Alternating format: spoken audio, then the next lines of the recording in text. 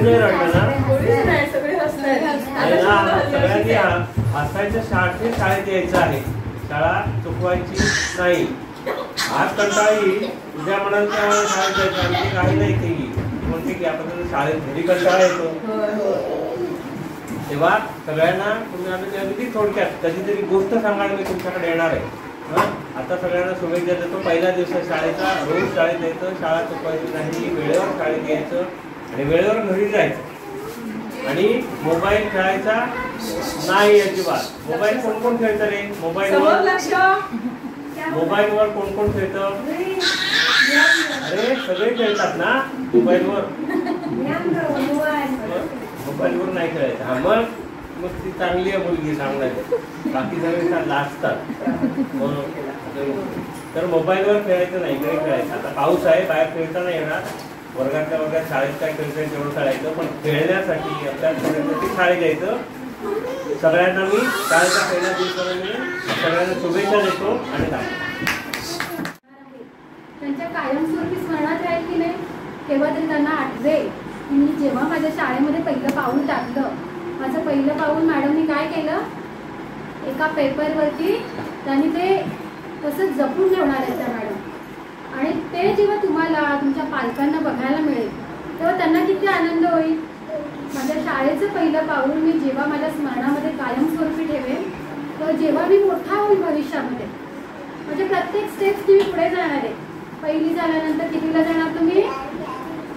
दुसरी, तिसरी, चौथी, पाचवी, असं जसं तुम्ही ग्रॅज्युएशन किंवा तुमचं व्यावसायिक शिक्षण पूर्ण कराल तेव्हा तुम्हाला कधीही न विसरणारा हा पहिला इयत्तेचा पहिला क्षण नक्कीच आठवणीत राहील की नाही. बघा अशा कोणत्या शाळा आहेत आपल्याकडे? शासनाने या निर्माण केलेल्या जिल्हा परिषदेच्या ज्या शाळा आहेत त्याला शासन काय देतं? प्रत्येक सुविधा मोफत देतं. बघा इथे आपले पवार सर आहेत की जे प्रत्येक गोष्ट आपल्या या परिसरामध्ये राहणाऱ्या प्रत्येक व्यक्तीसाठी उपलब्ध करून देत आहेत. जसे रस्ते आहेत, ग्रामपंचायतच्या सगळ्या सुविधा आहेत, ते हे निदर्शनास आणून देतात ग्रामपंचायतच्या की माझ्या इथल्या ग्रामस्थांना कशाची आवश्यकता आहे. तसंच शाळा सुद्धा शासनाच्या निदर्शनास आणून देते की माझ्या मुलांना कशाची आवश्यकता आहे. बघा यापूर्वी आपण पुस्तकं विकत घेत होतो. जेव्हा आमचा काळ होता त्यावेळी आम्ही पुस्तकं विकत घेत होतो, पण आता शासन तुम्हाला मोफत पाठ्यपुस्तकं देते. गणवेश हा सुद्धा आमची बॅच बघा, म्हणजे तुमच्या पालकांची बॅच जेव्हा तुम्ही बघाल तर आम्ही गणवेश विकत घेत होतो, पण आता तुम्ही विकत नाही घेत, तर तुम्हाला शासन गणवेश मोफत पुरवते. अशा कित्येक गोष्टी आहेत. आपल्याला शाळेमध्ये पोषण आहार मोफत मिळतो. जसं आता तुम्हाला मॅडमनी गोड काहीतरी खायला दिलं, ही अपेक्षा सुद्धा शासनाचीच आहे की पहिल्या दिवशी मुलांना त्यांच्या पोषण आहारमधून कोणता ना कोणता तरी पदार्थ गोड असं त्यांना आज खाऊ द्यायचं आहे. आपल्याकडे परिपत्रक येतात, त्या परिपत्रकांमध्ये सांगितलं जातं. म्हणजे शासन पालकांचं जे पाल्य आहे त्याच्या प्रत्येक सुविधा पुरवतं. या सुविधा आपल्याला इंग्लिश मिडियम स्कूलमध्ये मिळतीलच असं नाही. मिळतील त्या सुविधा, पण कधी मिळतील? जेव्हा इंग्लिश मिडियमला जाणाऱ्या पालकांच्या मुलांना पालक जेव्हा डोनेशन भरतील, म्हणजे पैशाने विकत घेतील, तेव्हा त्यांना या सगळ्या सुविधा मिळतील. पण मला या सुविधा मोफत मिळत आहेत. मग ज्या सुविधा मला मोफत मिळत आहेत त्या मी कशाही वापरेन का? हे पालकांसाठी सुद्धा आहे. उदाहरणार्थ पुस्तक पहिल्या दिवशी शासन देते, कदाचित त्याची क्वालिटी एवढी नसेल, कारण आता शासनातून आलेली कुठचीही गोष्ट, आपण कुठचीही बाजारात गोष्ट घेऊ, पूर्वीच्या पुस्तकांनी एवढी क्वालिटी आता नाही असं प्रत्येकजण म्हणणं खरं आहे. पण ते जपण्यासाठी काही दिवस मुलांना हे कवर बघू द्या, त्यांच्या स्मरणामध्ये हे राहू दे. काही दिवसानंतर आपण कवर करणार आहोत त्याला. काही दिवस का राहू दे, तर त्यांना कळलं पाहिजे की माझं पुस्तक कसं आहे. कवर घातल्यामुळे त्यांना लक्षात येणार नाही, पण पावसापासून भिजण्यासाठी, वाचण्यासाठी किंवा ते पुस्तक मला वर्षभर टिकवायचं आहे आणि ते टिकवण्यासाठी पालकांनी ते पुस्तक मुलं व्यवस्थित हाताळत आहेत का, ते पाडत तर नाही आहेत ना, तिकडे लक्ष देणं गरजेचं आहे. मुलांना जो गणवेश मिळतोय, आताच मॅडम म्हणाल्या की त्यांच्या नंबरचे गणवेश नाही आहेत, कदाचित पुढे घेणार आहेत मॅडम.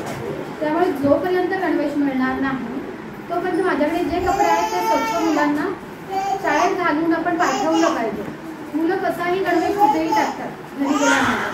मग त्याला आपणच नियोजन करून दिलं पाहिजे पालकांनी की मुलांनी आल्यानंतर तो गणवेश कुठे लावून ठेवला पाहिजे. म्हणजे त्यांची शिस्त त्यांना लहानपासूनच तुम्ही लावा. ते पालकांनीच केलं पाहिजे असणे आता फॅड झाले. ते साधं दप्तर किंवा मुलांचे कपडे या वयाच्या मुलांना काढता येतात कपडे, स्वतःला घालता सुद्धा येतात. पण झालंय कसं की आपण पालक एवढे म्हणजे एवढे भावनाविवश झालेलो असतो ना की नाही माझ्या बाळाला मी घालणार, त्याला जमणार नाही किंवा त्याला ते ओझं नको. पण याची सवय त्या वयानुसार असते. ओझं एवढं नसतं की त्या मुलाला झेपणार नाही, कारण शासनाचं दिलेलं वजन हे सुद्धा त्या वयाच्या मानाने आणि वजनाच्या मानाने दिलेलं असतं. ते वजन पेलण्याची शक्ती त्याच्यामध्ये येऊ दे. किंवा इथे दिलेलं जे जेवण आहे ते जेवण त्यांच्यामध्ये पौष्टिकता निर्माण होऊन मुलं सुदृढ कशी येऊ याच्याकडे लक्ष दिलं पाहिजे. पालकांनी सुद्धा सांगितलं पाहिजे शाळेला की आजचं जेवण मुलांना योग्य नव्हतं किंवा योग्य जेवण कसं आहे ते पालकांनी सुद्धा शिक्षकांना सांगितलं पाहिजे.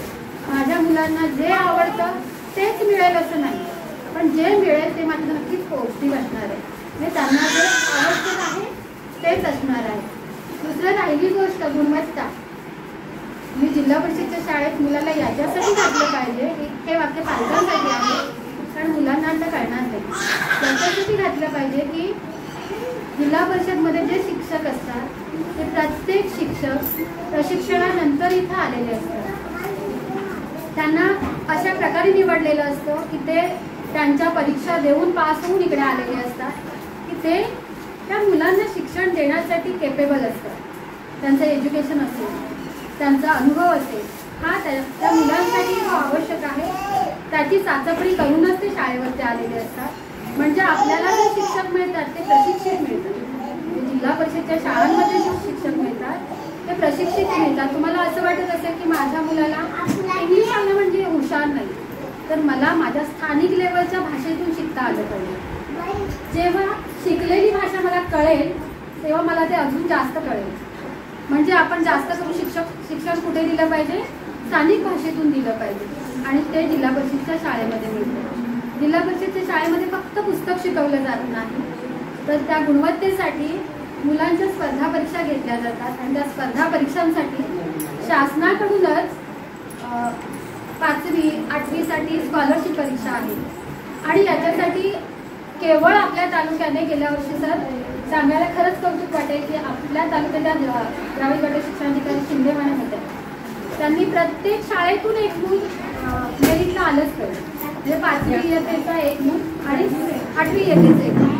त्याच्यासाठी त्यांनी एक मिशन लॉन्च केलं होतं आणि केवळ ते मिशन लॉन्च केलं नाही तर आम्ही जे सगळे अधिकारी वर्ग होतो त्या अधिकारी वर्गांना प्रत्येकी अधिकारी वर्गाला 5 शाळा दत्तक दिल्या होत्या. 5 शाळा दत्तक त्याच्यासाठी दिला होता की वर्षभर आपलं काम करून त्या 5 शाळांवरती लक्ष केंद्रित करायचं आणि जे शिक्षक आहेत ते त्या मुलांचा स्कॉलरशिपचा अभ्यास घेत आहेत की नाही. रेग्युलर अभ्यास सोडून स्कॉलरशिप म्हणजे वेगळा अभ्यास नाही, तर तो पाठ्यपुस्तकांचाच अभ्यास असतो. मात्र वेगळी स्पर्धा परीक्षेची एक तयारी असते. जर ही तयारी मुलांना आपण या लहान वयामध्ये दिली तर मुलं पुढे जाऊन आत्ताच्या ज्या स्पर्धेचं युग आहे किंवा जागतिक स्तरावरती आपल्याला मुलं तयार करायचे आहेत, त्या जागतिक स्तरासाठी मुलं नक्कीच तयार होतात. आणि याच्यासाठी मॅडमनी मिशन लॉन्च केलं आणि या मिशन लॉन्चमध्ये आरडल्या तालुक्यामध्ये सर उर्दूच्या शाळेचा रिझल्ट खूप कमी टाकायचा आणि पासिंगचं प्रमाण पण कमी होतं. तर 100% रिझल्ट असे शाळेमध्ये लागलेले आहेत. 5वीचे वर्ग आहेत, 7वीचे वर्ग आहेत. फक्त मेरिटमधनं मुलांनी रत्नागिरीतून मेरिट मिळवावं, पण 151 मुलं मेरिट मिळवू शकली नाही. मात्र गेल्या वर्षीचा जो रेकॉर्ड आहे किंवा एवढा पाचचा सगळा रेकॉर्ड होता तो ब्रेक केला आणि आपल्या तालुक्याची मुलं मेरिटला जास्त संख्येने आली. हे केवळ कौशल्य शिक्षकांचं शासन काय करतंय म्हणजे आपण फक्त होल्ड ठेवतो की आले शासनाने दिलेले उपक्रम योग्य राबवले जातात तेवढ्याच आपण होल्ड ठेवतो. दुसरं अजून जिल्हा परिषदच्या शाळांचं अजून एक गॅप राहिलेल्या गोष्ट कोणती आहे तर मुलं इथे अभ्यास करतात, घरी गेल्यानंतर काय होतं की पालकांना वेळ नसतोय कारण पालक एक तर आपल्या कामामध्ये व्यस्त असतात आणि इथलं बॅकग्राऊंड असं आहे, स्थानिक लेवलची इथली मुलं शाळेत कमी आहेत, पण अमराठी भाषिक मुलं जी इथे व्यवसायानिमित्त आलेले पालक असतील किंवा अचानक स्थलांतरित होऊन आलेले पालक आहेत, अशीच मुलं इथे जास्त आहेत.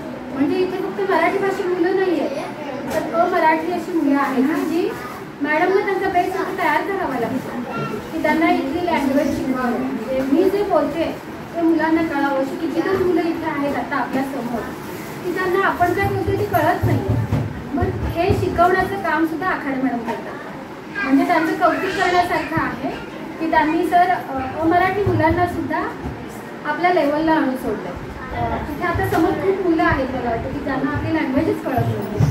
लँग्वेज न कळल्यामुळे मी काय शिकवते तेच कळणार नाही. आणि मुळात त्यांचं कौतुक करण्यासारखं त्यांना अजून काही लँग्वेज येतात. मॅडम कोणत्या लँग्वेज येतात तुम्हाला आता कल्पना नाहीये, अशा ज्या काही लँग्वेज आहेत म्हणजे आपल्या भाषेतल्या लँग्वेज मराठी इंग्रजी हिंदी वगळता कन्नड लँग्वेज असेल किंवा आता गुजराती मुलं इथे येतात तर त्यांची जी भाषा आहे त्या मॅडम इंटरनेटवरून शिकतात आणि त्या मुलांचं ते ट्रान्सलेट करून आपलं लँग्वेज शिकवतात. त्यामुळे मॅडमचं पहिले ते 15 दिवस आहे तो बेस्ट करण्यासाठीच जातो, बेस्ट तयार करण्यासाठी. म्हणजे त्यांचं खरंच कौतुक करण्यासारखं आहे. आणि गेल्या काय वर्षभर 4ही वर्ग मॅडम एकट्या सांभाळत होती. खरं 4ही वर्ग एकट्या सांभाळणं एवढं सोपं नाही. शासनाचे आलेले उपक्रम प्लस अभ्यासक्रम प्लस थोडी छोटी मुलं सांभाळणं, म्हणजे मोठी मुलं जेव्हा वर्गात असतात तेव्हा सांभाळणं खूप सोपं असतं. अभ्यास दिला की मुलं करत असतात. पण इथे तसं नाही. इथे प्रत्येक गोष्ट त्यांना समजून सांगा, मग कदाचित शिक्षकाचा पारा चढतो, आपलाही चढतोच ना. समोरचं मूल नाही ऐकलं, आपलं मूल सुद्धा एकदा दोनदा तीनदा चारदा जास्तीत जास्त 5 वेळा नाही ऐकलं की थोडंसं आपण पण हाय लेवलला जातो. पण ती हाय लेवल मॅडम कंट्रोलमध्ये ठेवून मुलांना शिकवण्याचा प्रयत्न करतात. मी पालकांना एवढंच सांगेन, शाळेचे आलेले उपक्रम आणि इतर ज्या गोष्टी आहेत त्याच्यात जसं आत्तापर्यंत तुम्ही सहकार्य केला तसं पुढेही करावं. आणि मुलाला दर दिवशी एकच प्रश्न विचारा, आज तुला बाईंनी काय शिकवलं. याच्यातून तुम्हाला एक गोष्ट कळेल की बाईंनी माझ्या मुलाला शिकवलंय का, ॲनालायसिस होईल ना. मग तुम्हाला कळेल की 2 दिवस मुलाला विचारते बाईंनी काय शिकवलं तर काहीच सांगत नाही आहे. एक तर तो मुलगा तुमच्याशी नीट बोलत नसेल किंवा बाईंनी शिकवलं नसेल. आणि हे तुम्ही तक्रार कुठे करू शकता, तुमच्या शाळा व्यवस्थापन समितीच्या मीटिंग असतात त्या मीटिंगमध्ये तुम्ही या गोष्टी बोलू शकता की माझं मूल या वर्गामध्ये आहे, गेल्या आठवड्याभर त्या मुलाला काहीच शिकवलं नाही. जेव्हा तुम्ही ही तक्रार इथे कराल तेव्हा शिक्षक सुद्धा जागे होतील. तुम्ही म्हणाले मॅडम आल्यात तुमच्या आमच्या शिक्षकांबद्दलच तक्रार करायला सांगताय, ही तक्रार नाही. तर मलाही कळलं पाहिजे की माझ्या मुलाला काय शिकवलं. आणि जेव्हा तुम्ही हे विचाराल ना मुलाला तेव्हा त्या मुलाला शाळेत शिकवलेलं दिवसभराचं आठवतं. आणि याच्यासाठी तुम्ही त्याला विचारा, म्हणजे मॅडमची चौकशी करण्यासाठी नाही, तर त्या मुलाचं रिव्हिजन होईल की मला हे दिवसभर शिकवलं. आणि त्या रिव्हिजनमुळे दुसऱ्या दिवशीला त्याच्या लक्षात राहील मुलं काय होत आहे.